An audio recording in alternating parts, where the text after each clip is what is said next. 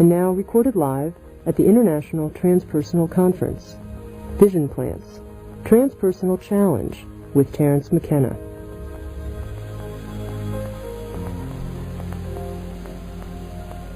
This presentation will explore the model that shamanic use of vision plants provides for transpersonal psychology, particular attention given to the role such plants play in personal integration, deeper implications of shamanic use of plants, role of mind in the natural order, and the planetary future.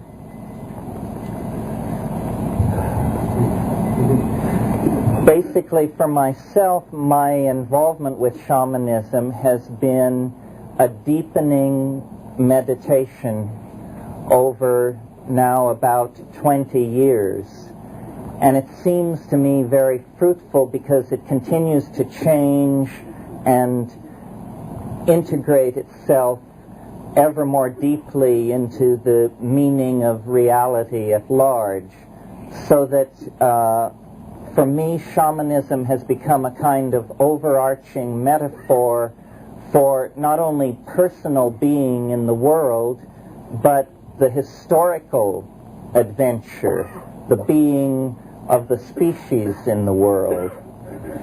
So I want to talk about it today, and as an advocate, I want to make it seem indispensable to living a life of right reason in the world. I want to show that without shamanism, the notion of humanism itself is in a kind of jeopardy. And probably most of us can find ourselves in agreement with that. But then I want to leave most of us behind and go further and suggest that this humanness rooted in shamanism is a humanness ultimately rooted in very complex symbiotic relationships with plants and chemicals in the environment.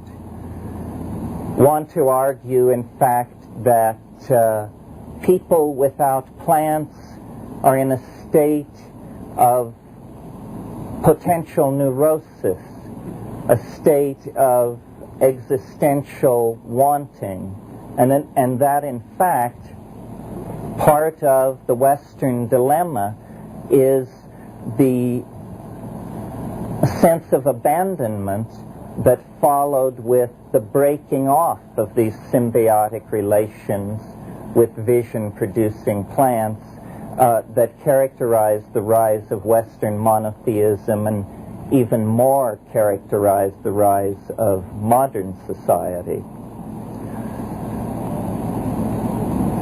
But let me return then to the origins, because this is where I think the case can be made.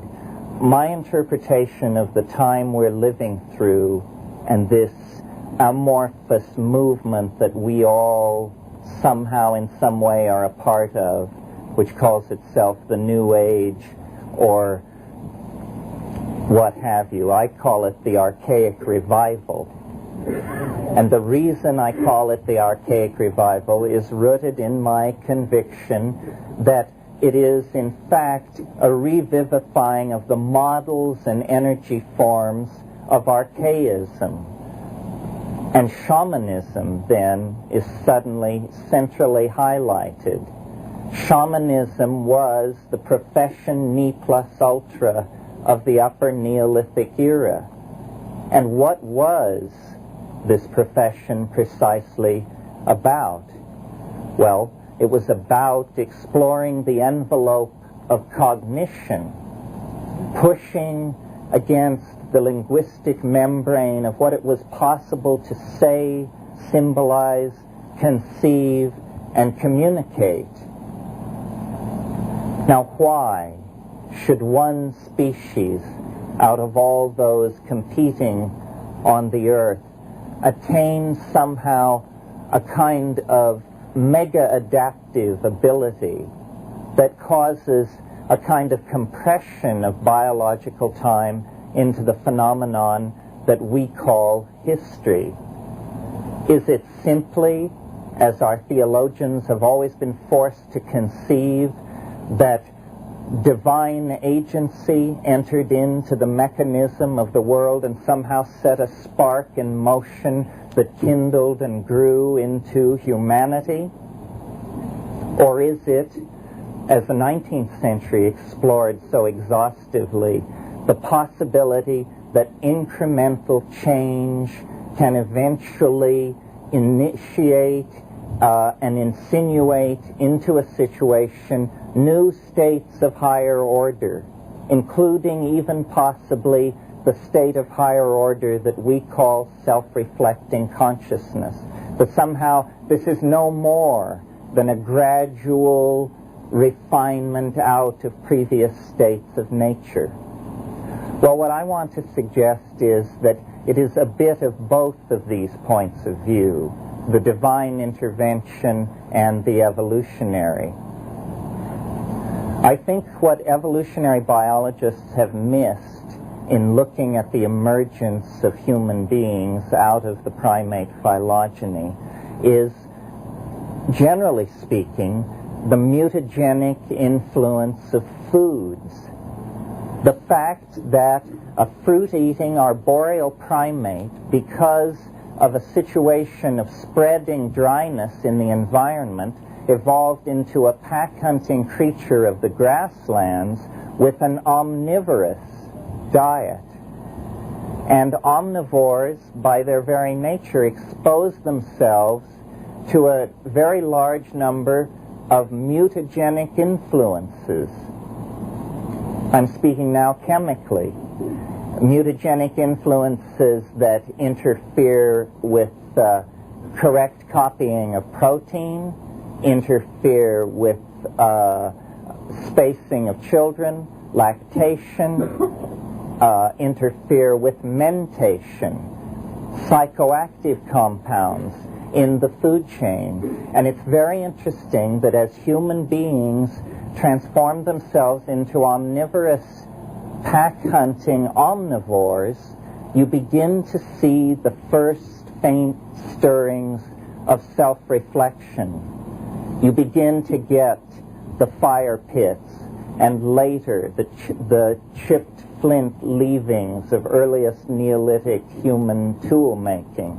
What this says to me is that there was a unique confluence of factors present in the evolutionary situation that were capable of kindling this ontological transformation of what had previously been the animal mind. And what I suggest this factor is, or was, psychoactive plants in the environment, specifically psychoactive plants in the grasslands environment in which human pastoralism evolved in Africa over 1 million years ago. The plant must be African. It must be extraordinarily noticeable in the environment. It must not be a deep forest endemic, because this is not where human evolution was taking place. The only plant which fits this description is a mushroom of the psilocybin-containing variety. And it's very easy to see, I think, that the presence then of psychoactive compounds of this sort in the early human diet set the stage for a number of structural and psychological changes.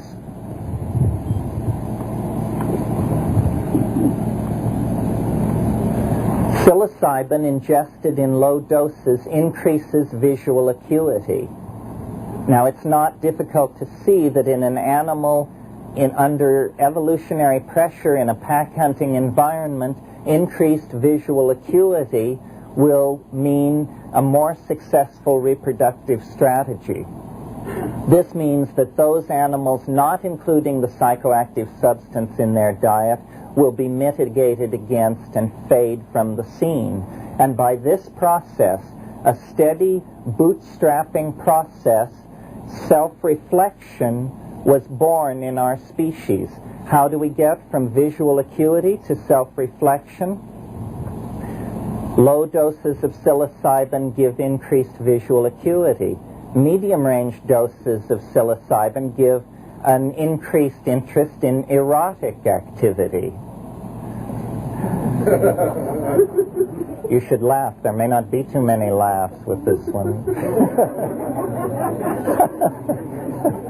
Slightly higher doses of psilocybin give an experience of the numinosum, an actual contact with a mystery in the human psyche, which is no less mysterious to us today than it was to our ancestors when the last glaciation was retreating against Canada.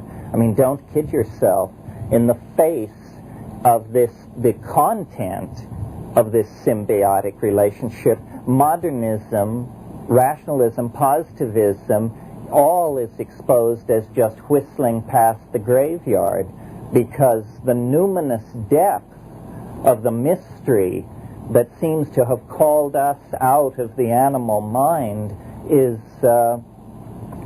completely impenetrable to modern analysis.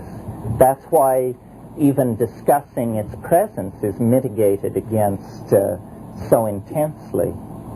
Well, I don't want to spend too much time on this early facet of the emergence thing. I want to move ahead and show that as pastoralism developed, as the domestic relationship between cattle, human beings, and mushrooms settled down into a self-reinforcing cycle of consciousness, language arose, religion arose of the goddess-oriented variety, and the connection of the cow to the goddess is there at the dawn time. There is no question about it. Language seems to have been the particular prerogative of women in the early emergent phases. This is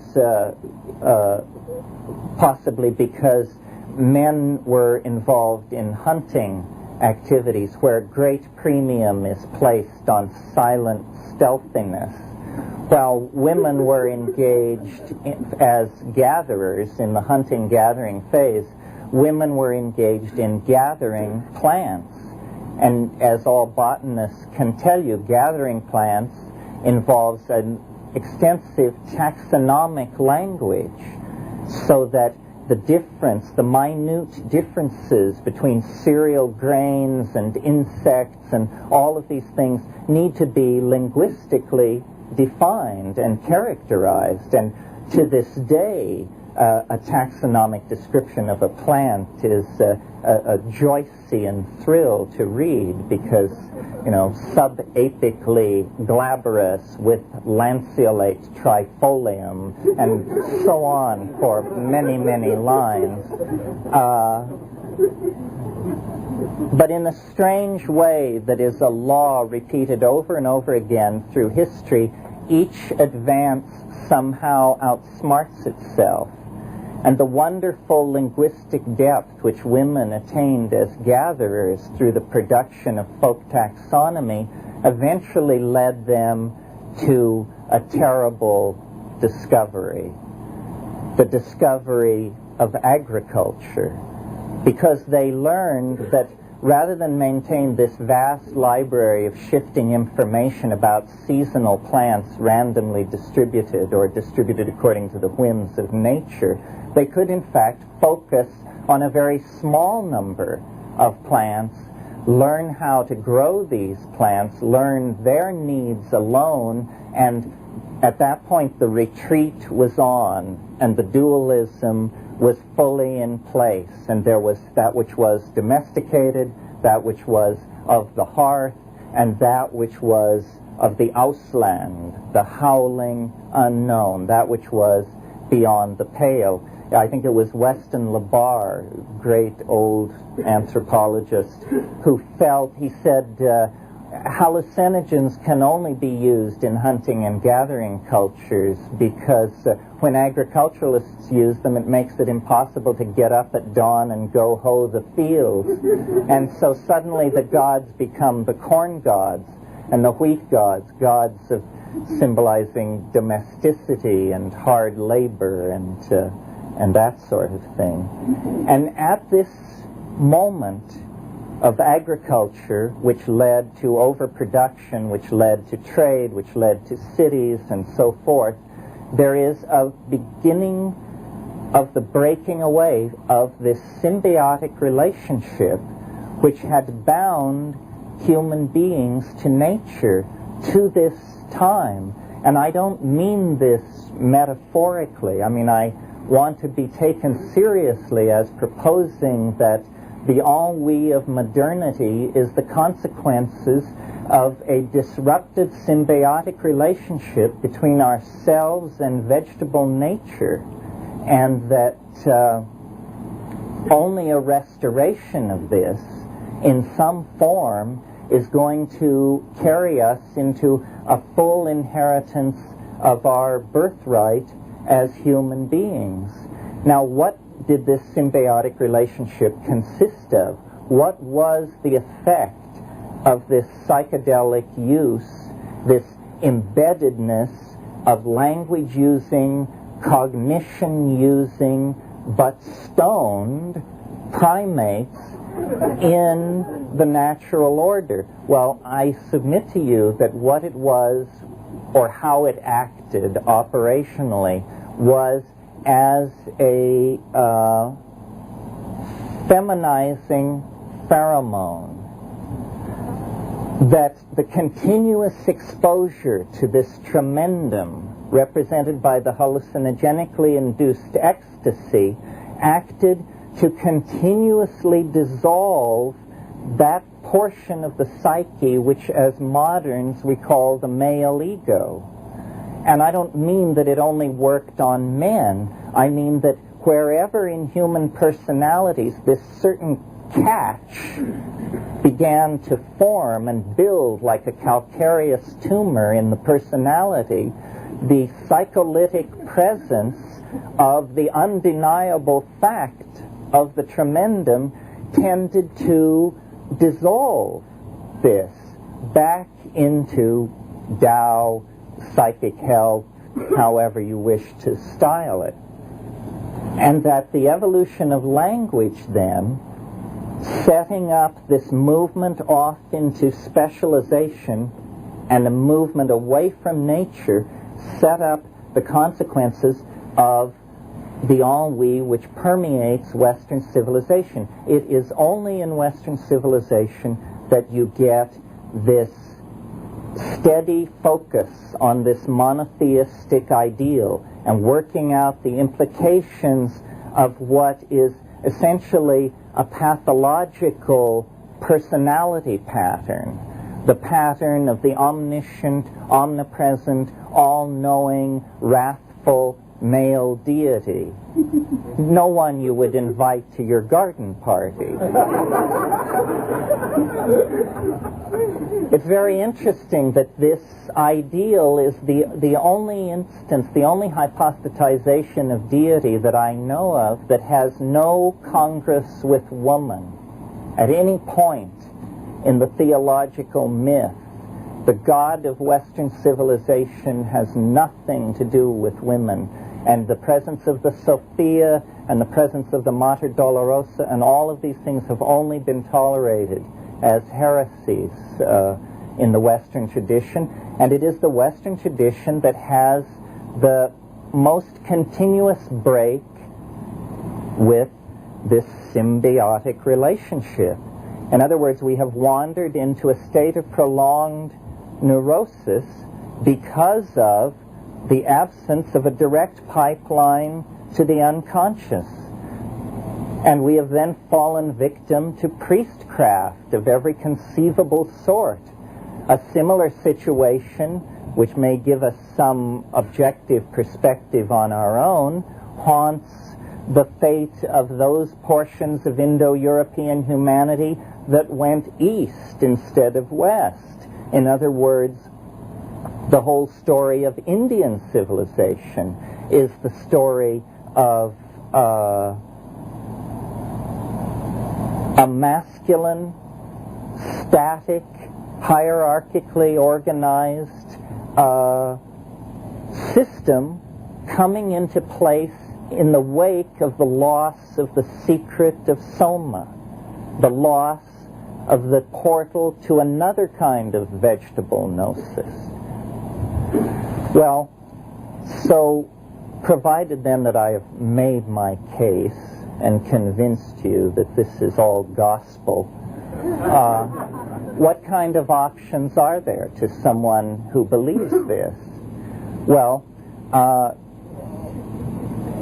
what that means is a brief survey of the anthropological opportunities to explore hallucinogenesis presently afforded by societies living throughout the world. There are, of course, the psilocybin complex discovered by Gordon Wasson, the magic mushrooms of central Mexico, which may have played a role in the Mayan and Toltec civilizations, and the wider-ranging pantropical Stropharia cubensis, Psilocybe cubensis, which originated in Thailand but is distributed throughout the warm tropics. Interesting, all of these shamanically sanctioned hallucinogens are in the indole family, a very narrow family of compounds, with the exception, I almost blew it, with the exception of mescaline, which is in a different family, a kind of amphetamine. But all the others, including the morning glory complex with its LSD-like alkaloids, chenoclavine and ergonomine, the psilocybin complex, which involves, as I said, several pandemic species and many highly indemnized species, especially in the Pacific Northwest, the Iboka cult of Gabon and Western Africa, which is sort of the exotic cousin of all of these things, but nevertheless structurally an indole, and then the short-acting tryptamines and the beta-carbolines. The short-acting tryptamines can be used separately.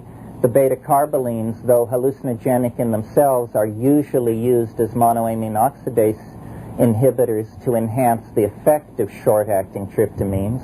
This is a highly evolved pharmacology and shamanic complex in South America. One of the peculiar puzzles of shamanic anthropology and ethnobotany is the clustering of hallucinogenic plants in South America. Why are the Old World tropics, the tropics of the Moluccas in Indonesia, not equally rich in hallucinogenic flora? No one can answer this question, but certainly Mesoamerica and the New World seems to be the great home of these things.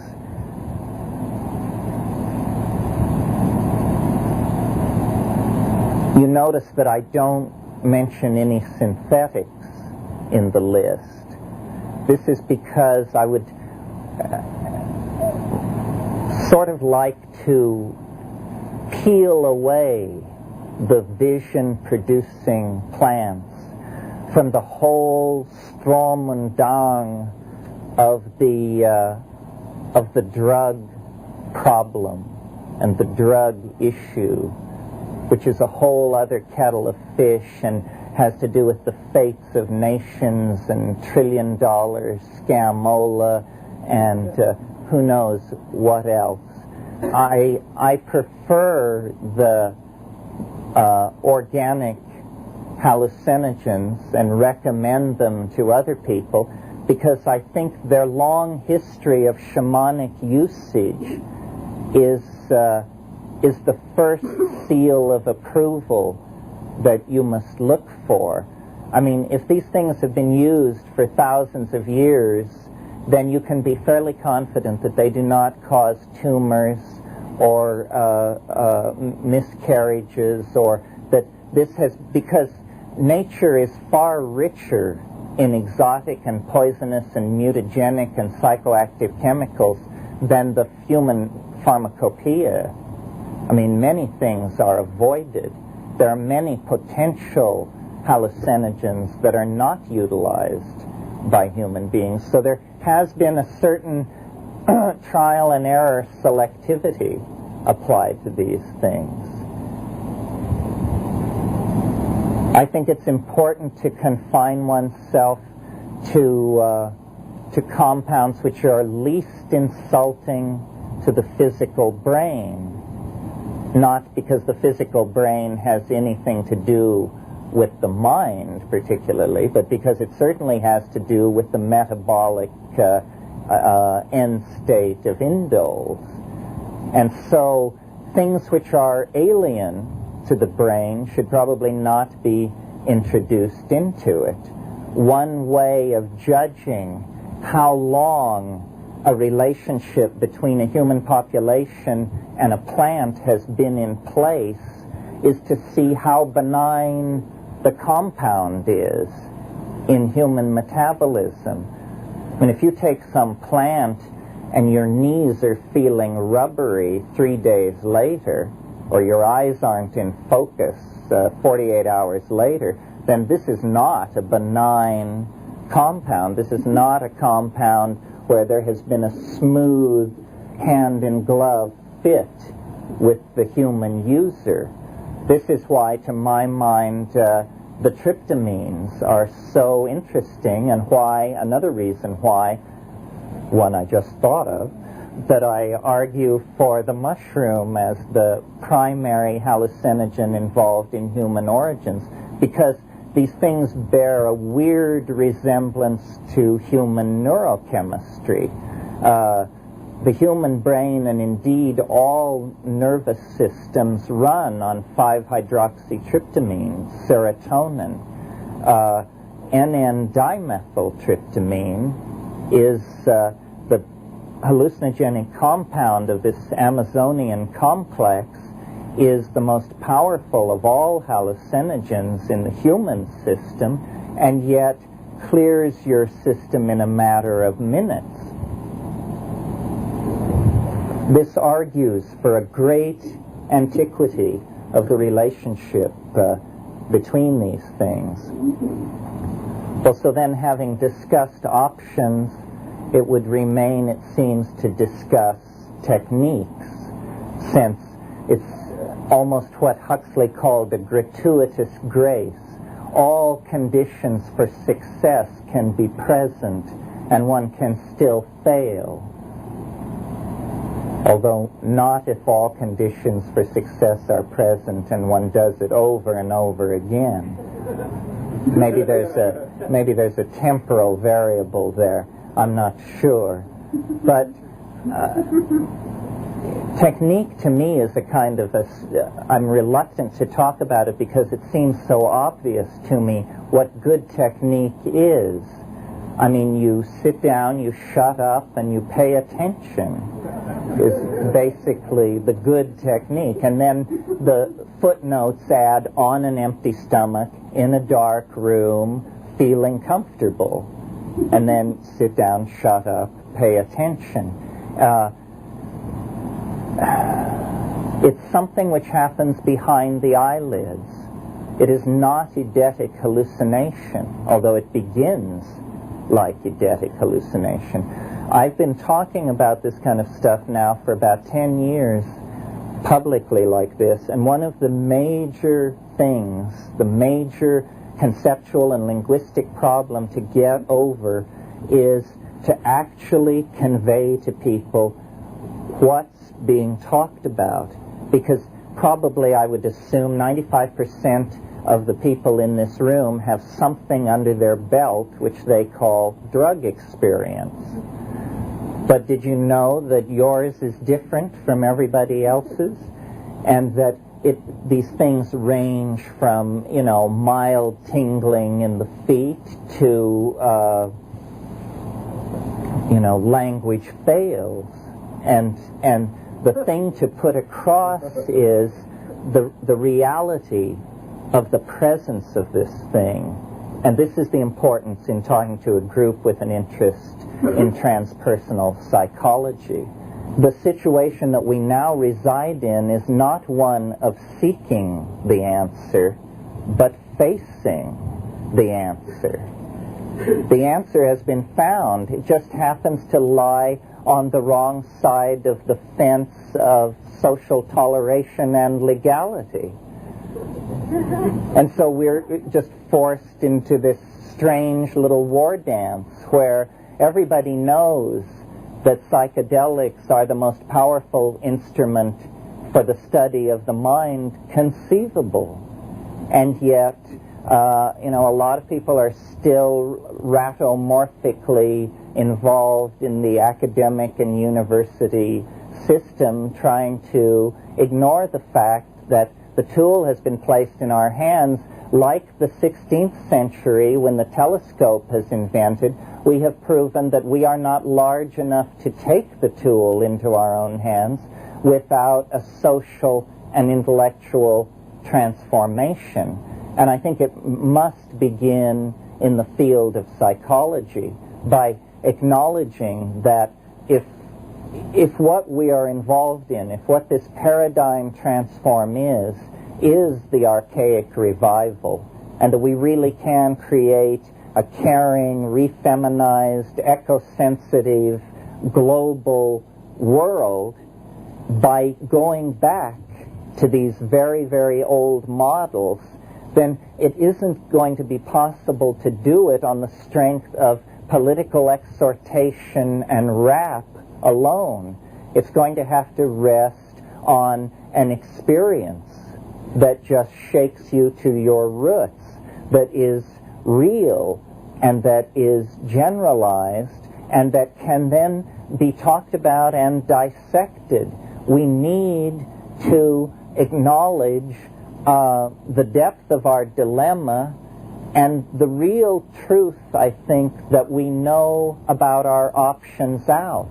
I mean, we're playing with half a deck as long as we tolerate that the cardinals of government and science should dictate where human curiosity can legitimately send its attention and where it cannot. I mean, it's a essentially preposterous situation. It is essentially a civil rights issue, because what we're talking about here is the repression of a religious sensibility. In fact, not a religious sensibility, the religious sensibility, not built on some con game spun out by eunuchs, but based on the symbiotic relationship that was in place for our species for 50,000 years before the advent of history, writing, priestcraft, and propaganda. So it's a clarion call to recover a birthright, however uncomfortable that may make us. A call to realize that life lived in the absence of the psychedelic experience that primordial shamanism is based on is life trivialized, life denied, life enslaved to the ego and its fear of dissolution in this mysterious mama matrix which is all around us and which apparently extends to infinity, and where our historical future actually lies. This is the other thing. It is now very clear that techniques of mind-human interfacing, pharmacology of the synthetic variety, all kinds of manipulative techniques, all kinds of data storage, imaging, and retrieval techniques, all of this is coalescing toward the potential of a truly demonic or angelic kind of self-imaging of our culture. And the people who are on the demonic side are fully aware of this and hurrying full tilt forward with their plans to capture everyone as a 100% believing consumer inside some kind of beige-furnished fascism that won't even raise a ripple. So,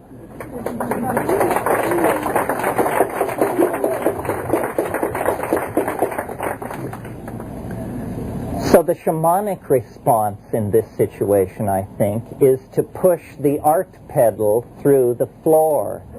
This is, again, one of the primary functions of shamanism, and the function that is tremendously synergized by the psychedelics. They are, in fact, if, as I spoke of them earlier, pheromones which dissolve the male ego, then they are also pheromones which synergize the human imagination, cause us to connect and reconnect the contents of the collective mind in ever more architectonic, implausible, and yet self-fulfilling ways. I really think that the only escape from the trap which post-industrial, male-dominated, politically manipulative, drug-running, urban technocracy has in store for us, the only escape is a forward escape, a kind of rushing past it and brushing it aside by virtue of an immense expansion of unpredictable creativity. But what shamanizing means in the ordinary folkloric level is healing. And the art function is somewhat in the shadow. But in the face of the need for a planetary healing, the art-making function of the shaman is going to stand front and center. Because what this art-making function is generating a new guiding image of ourselves. This is why it relates so fundamentally to psychology. We need a new paradigmatic image that can take us forward through the narrow neck of historical forces that we can feel impeding and resisting this more expansive, more at ease, more human, more caring dimension that is insisting on being born. And so, in terms of political obligation, in terms of reforming and trying to save the soul of psychology, in terms of trying to goose along, connecting up the end of history with the beginning of history, all of this impels us, I think, to look at shamanism as the paradigmatic model, to take its techniques seriously, even those which challenge the divinely ordained covenants of the constabulary. Because if we don't do that, as I said, we're not playing with a full deck. You know, years and years ago, before the term psychedelic was settled on, there was just a phenomenological description. These things were called consciousness-expanding drugs. Well, I think that's a very good term. Think about our dilemma on this planet. If the expansion of consciousness does not loom large in the human future, what kind of future is it going to be? Now, to my mind, the psychedelic position is most fundamentally threatening when fully logically thought out, because it is an anti-drug position. And make no mistake about it, the issue is drugged. How drugged shall you be? Or, to put it another way, consciousness. How conscious shall you be? Who shall be conscious? Who shall be unconscious? And imagine if the Japanese had won World War II, taken over America, and introduced an insidious drug which caused the average American to spend 6.5 hours a day consuming enemy propaganda. But this is what was done, not by the Japanese, by ourselves. This is television. 6.5 hours a day. Average. That's the average. So there must be people out there hooked on 24 hours a day, or I visit people in LA who have one set on in every room, so they're racking up a lot of time for the rest of us. You see, what is needed is an operational awareness of what we mean by drug. A drug is something which causes unexamined, obsessive, habituated behavior. You don't examine your behavior, you just do it. You do it obsessively. You let nothing get in the way of it. This is the kind of life we're being sold on every level. To watch, to consume, to buy. The psychedelic thing is off in this tiny corner, never mentioned. And yet, it represents the only counterflow toward a tendency to just leave people in designer states of consciousness. Not their designers, but the designers of Madison Avenue, the Pentagon, so forth, and so on. This is really happening. I mean, it's only a matter of how tight you draw the metaphor that you realize, you know, I've been coming and going from Los Angeles recently a lot, and when the plane swings out over the eastern part of the city, looking down, it's like looking at a printed circuit.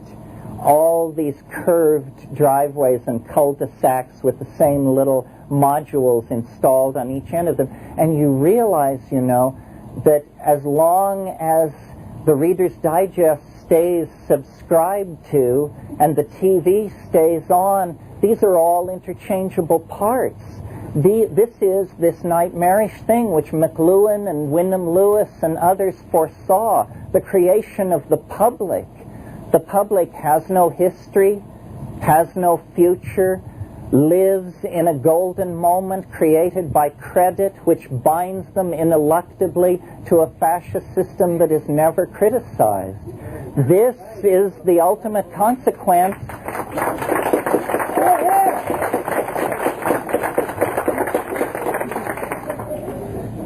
This is the ultimate consequence of having broken off this symbiotic relationship with the vegetable, feminine, maternal matrix of the planet.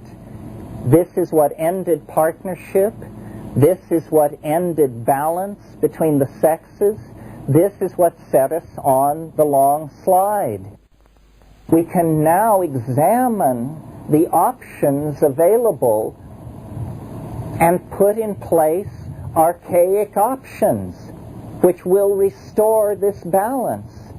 And to the good credit of people like Dick Schultes and Gordon Wasson and Albert Hoffman, we have in this century taken into our hands the tools, the information, and the means to do this. But psychology, there had better not be a Nuremberg, because not enough people have stood up for this.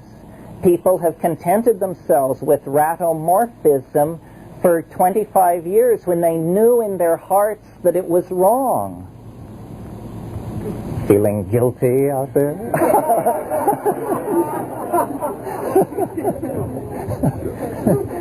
You could cheer to show that it wasn't you. So now I think, the culture crisis grows ever more intense. The stakes rise ever higher. If there were ever a time to be heard and be counted and try and clarify thinking on these issues, it would be now, because there is a major attack on the Bill of Rights underway in the guise of a so-called drug bill. And somehow the drug issue is even more frightening than communism, even more insidious. McCarthy told America that communism was under the bed, he was wrong. Ronald Reagan and George Bush tell America that drugs are in the living room, and they're right. It is here. It is real. It is the hydrogen bomb of the third world. And the quality of rhetoric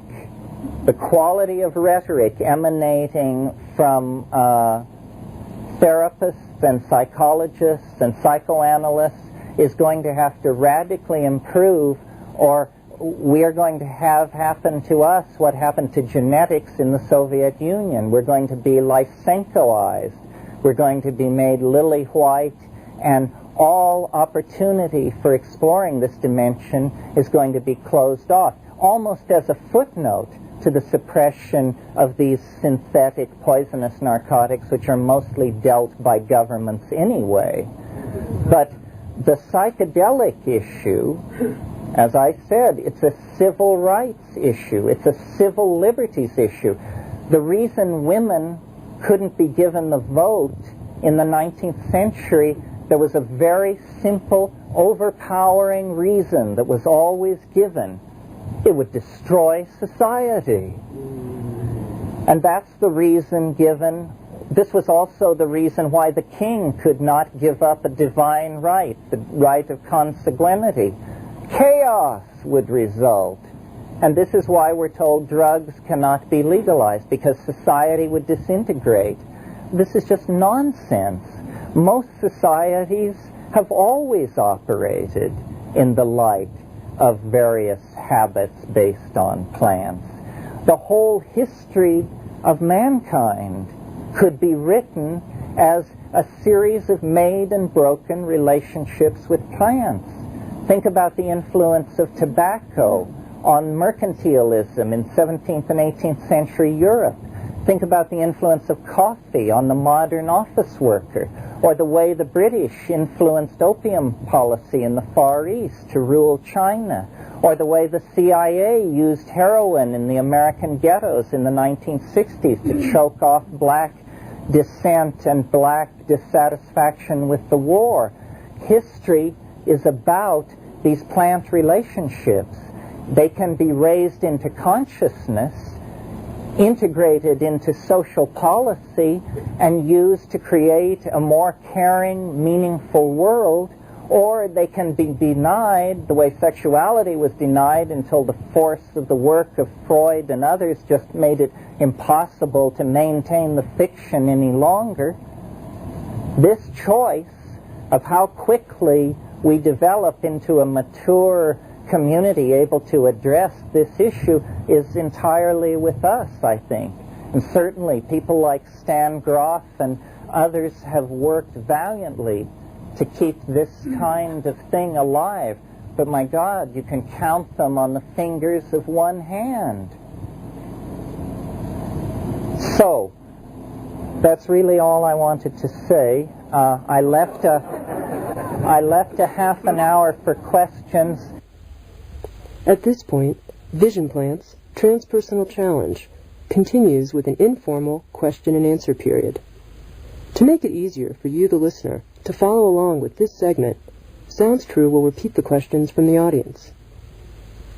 The first question: why don't you mention that DMT is an endogenous neurotransmitter and a Schedule I drug? Yes, DMT, the most powerful of all hallucinogens, occurs in the human brain as a normal part of metabolism. It also is a Schedule I drug. So you're all holding, and this might be the basis for some kind of case to just show what absolute poppycock all this nonsense is. People have been made illegal. Probably they should have thought of that sooner as a solution to the drug problem. It seems to me that often psychedelic insights are co-opted by the larger society and perverted. Don't you think that this is what happened in the 1960s? And my other question is, can you say anything about people who experience difficulties with mushrooms in terms of electrical storms and seizures? You know, understanding passeth everywhere. The information is really neutral. these things, how they work, the information they carry back to us, how we apply it, sort of depends on the moral order that we're embedded in. To a large degree, I think the 60s were probably misplayed, but on the other hand, it seems to be the last decade when anything happened. The lid has been utterly on ever since. It's an illusion, all this change. There is no change. I mean, we're living in some kind of weird eschatological hiatus while the people who rig the game try to send out for new batteries or something. I don't know what's going on, but there's a sense of an immense there's energy for change building. When it comes, which I don't think will be before this election, but when it ultimately comes, I think it will probably be fairly spectacular. It's astonishing, actually, the way in which change has been halted. Everyone is running around saying change, change, change, but on the other hand, there is a curious sense in which things have become eerily dreamlike and still while we just teeter on the edge of the end of history, and the same personalities, the same design elements, everything has looked the same in the galleries for 20 years. There is an eerie suspension, perhaps because the 60s did anticipate so much that it took 20 years to live them out. As to your other question about physical difficulties with mushrooms, the literature is not large. It's generally considered fairly safe. That doesn't mean it isn't strange, and it doesn't mean people don't become alarmed. A friend of mine recently thought he was having a heart attack, and after he'd been taken to the emergency room and put on 10 machines and all this stuff, he said to the doctor on duty, he said, "Is the mushroom doing this to me?" And he said, No, you're having an anxiety attack. We get these all the time from people who haven't taken mushrooms.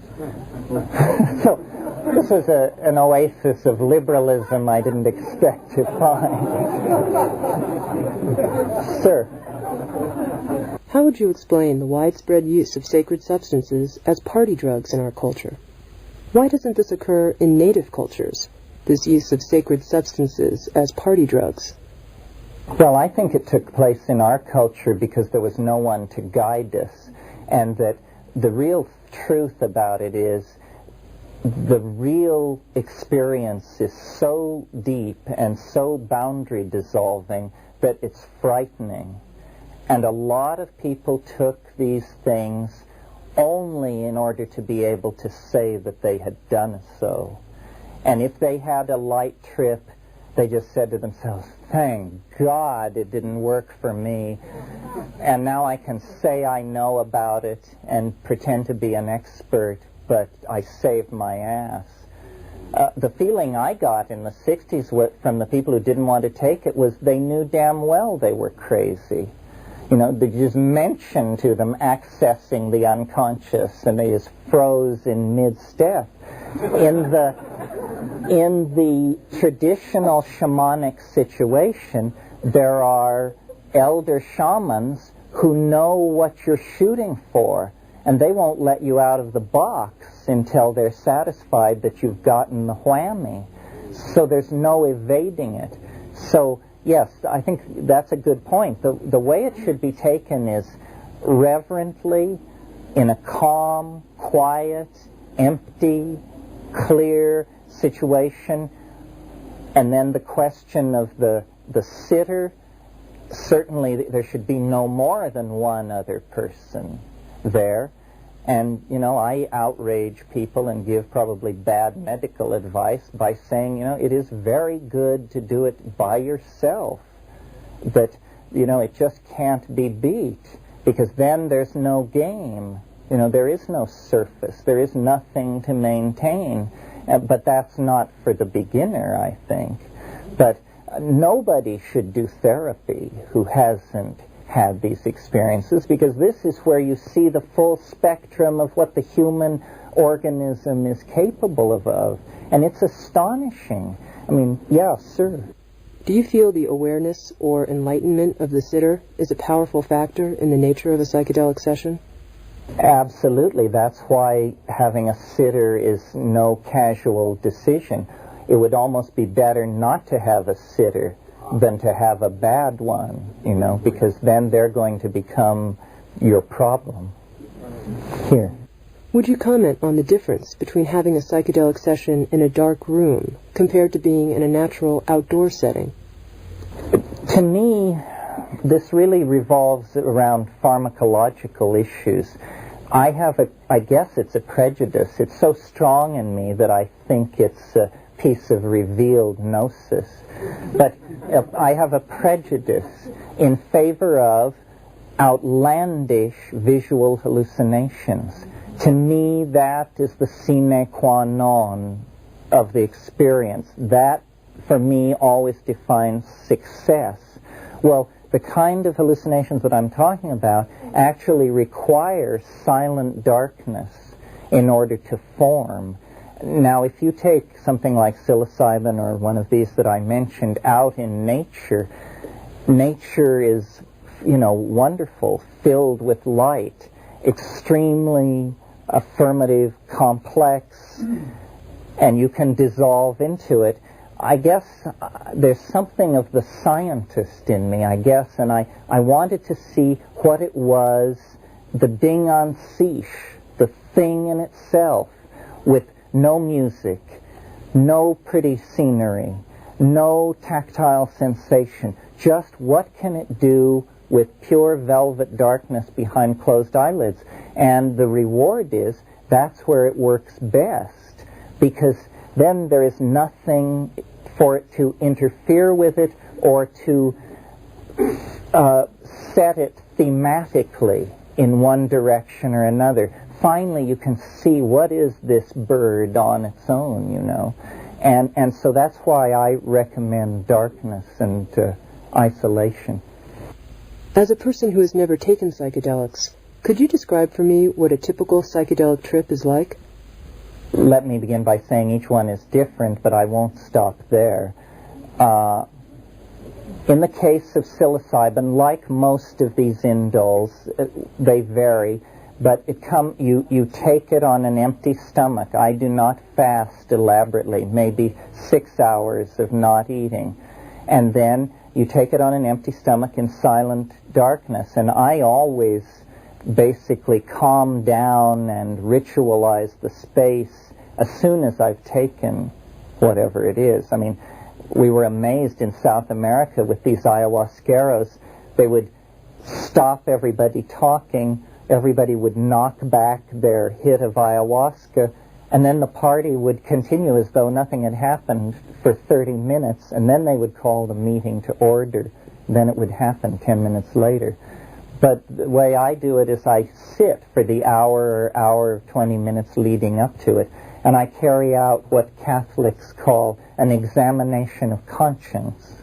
This is where you think of the commandments, whatever they may be, one by one, and decide if you've violated any of them since the last time you did this.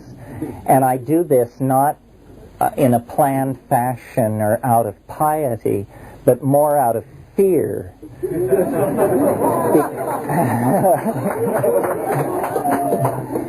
Because if I were to discover a huge violation, I might, well, I don't know what I would do. The purpose seems to be to anticipate any bad trip in the hour and 20 minutes before it actually comes on.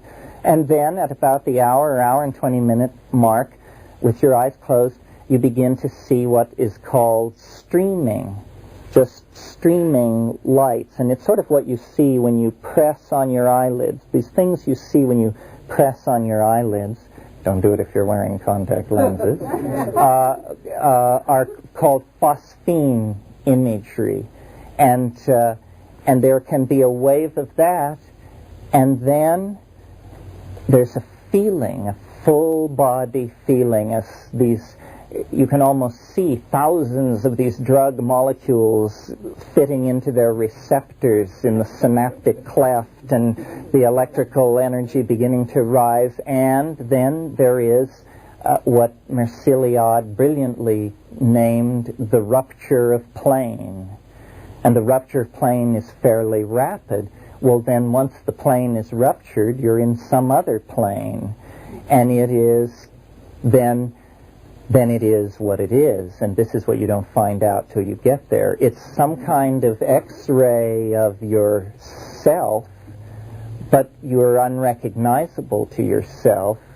And there is information. The most startling thing about these indole hallucinogens is the information. That we're not talking here about geometric patterns and whirling fizz gigs and stuff like that. We're talking about scenes, songs, strings of imagery, bursts of poetic flight that hover between being felt, seen, and tasted, that go on for minutes on end, as though meaning itself has somehow taken on a self-replicatory life in the visible surface of the mind.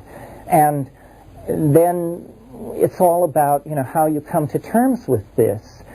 If you have always been a very tight-assed, denying, rational, fearful sort of person, well, then you're just completely appalled, because boundary has dissolved. You don't know whether you're Agnes or Angus. You don't know whether it's up or down. And, it looks to you, it's like the E.B. White cartoon. It looks like megalomania to me, Martha. So, and the old style model was that you're supposed to swing from heaven states to hell states, and that the Tibetans have something to say about this. Well, I don't know. I think it's pretty much up for grabs. I don't know. It builds in a fugue of images and meaning that finally leave the realm of the sayable, and then it just goes off into what Wittgenstein called the unspeakable. And there, it's the peace that passeth understanding, and all things are made right. But you can't say very much about that when you come down. Could you comment on your experience with the personality of the mushroom, with the mushroom as an entity? Oh, yeah. How could I have gotten this far? Yes. I would have been remiss not to mention it, because I think it's the central conundrum, at least for me personally, and I would think for any rational person dealing with these things. We're not just talking about passive agents of transformation and slideshows of alien worlds and stuff like that. The central mystery is that the thing is animate, that there is at the center of these experiences an organized intellect, an ally, a spirit, an other, and an I-thou relationship is possible. And this is just, now this leads us to the edge of simply wild hyperbole and out into the realm of the utterly improbable.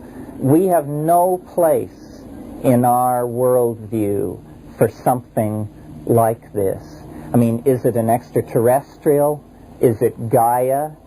Is it, as some Jungians have said, merely autonomous fragments of the personality that have slipped from the reins of the ego's control and now return to haunt us as gnomes, kibiri, water spirits, and sylphs of the air? Well, I don't know, but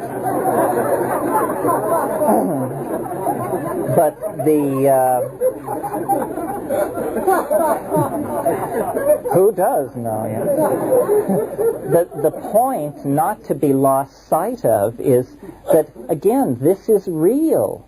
This is not rare. this is common on psilocybin. What you don't get with, I don't believe anyway, that what you don't get with yoga, what you certainly don't get with mystical experience, is any degree of on-command repeatability of these bizarre mental and physical states. And yet with something like DMT, if you get somebody who is transported into a realm of self-transforming, chattering machine elves, chances are they will get elves every time.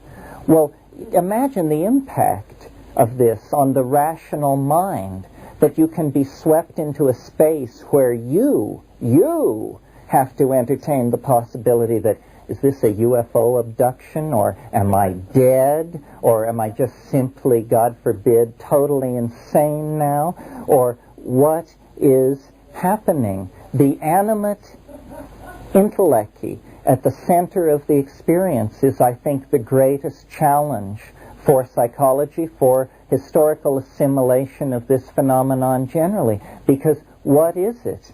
I mean, our science is trained to allow the slim possibility of extraterrestrials, and so our radio telescopes point to the stars, shifting millions of signals at a time, searching for a radio civilization.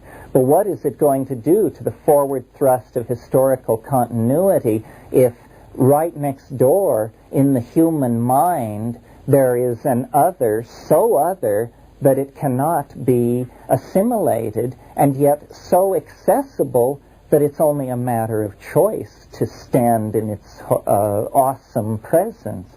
I don't have the answer to this question. I think it's amazing that I'm able to articulate the question, because it is against 500 years of expectation and programming that we are finally able to wake up almost as from a fever and say, my God, nature is alive. It's talking to us. It's alive. No, this is not a metaphor. I am not a romantic. This is not an artistic or aesthetic stance. Nature is alive. Someone is on the line. And then, as far as who, I don't rush in to say. I mean, I'm very wary of anyone who claims to know who, because the problem seems to me one of great subtlety and depth. How can we know who is the other until we know who is the self? And perhaps one problem will cast significance on the other. Speaking of the self, isn't any discipline or spiritual path ultimately the threshold looking into the light of the one who sees? And if one can do that, without physical substances influencing the body, look through that window and experience that luminous beingness, isn't that sufficient without the use of physical substances? Well, I think that's the challenge that the temporary encounter with this thing sets us. That yes, if we can encounter it temporarily through these shamanic means, then must it not become the historical arrow of our becoming? Must we not then recognize that this numinosum must rise into history as a fact of realizing the eschaton? That's what I think. That actually the shamans are seeing, and have always seen, some kind of transhistorical object, some kind of vast hypostatization of ourselves as deity that is casting a shadow back through time, and that all magic, all religion, all vision is an anticipation of this future state. What excites me is the notion that we may have reached the point in this process where we can consciously know that that is what we are doing, that that is what we are about, that our task is the architectonic expression of the divine other, and then set about it without any more haggling and tail dragging. In other words, to realize what our destiny is will cause us to move toward it with much greater facility and smoothness. This woman at the door. I have a son who was in a fog for 2 years using dope. What do we say to our children about this? Well, this is a real problem. I think it goes to the general state of the drug problem, which is it is one of utter ignorance and victimization. I mean, the government whines and yaps about education, but they're not doing any education. I mean, what do you mean by dope? I mean, they have so linguistically impoverished us that we can't even make a distinction between marijuana, methamphetamine, cocaine, LSD, what have you. A whole new vocabulary of consequences has to be created. That's what I said earlier. What we don't want is habitual, obsessive, unexamined activity. We don't want it in commerce. We don't want it in drug use. We don't want it in social relations. We don't want unexamined habitual forms of activity that are obsessively expressed. What we do want is conscious, caring, self-examining, inquisitive, thinking people and institutions.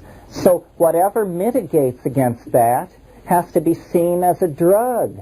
And things like television, money, propaganda, all of these things then are seen as great evils, which they may not have been seen that way before. We have to get smart. You have to be smart to use drugs. You have to be smart to survive a planetary catastrophe. Now, our ancestors were smart. They got us this far. It wasn't easy. 5 times the ice moved south from the poles. 5 times the human family was islanded and divided by walls of moving ice. It hasn't been easy all the way along. Until 100 years ago, there were no inoculations for infectious diseases. Most women died in childbirth. Many children died in childbirth. The average lifespan, even in Western societies, was 35 years old. So it's going to be tough until we get to heaven. There has to be intelligence. And, one way to be intelligent is to decondition. Our lives are not going to make sense if we tolerate propaganda in our lives. You cannot be half slave and half free. You cannot be half hip and half yup. So the main thing with the drug thing is to get smart, get real smart, fast, or you will lose your children and your mind and your freedom, because all this is at stake. This audience has supposedly a stake in psychology, in transpersonal psychology, which means the destiny and fate of the human mind. So getting smart about the natures and opportunities of chemistry, archaic and modern, should be right at the top of the agenda. We're going to have to end this. Thank you for your tolerance.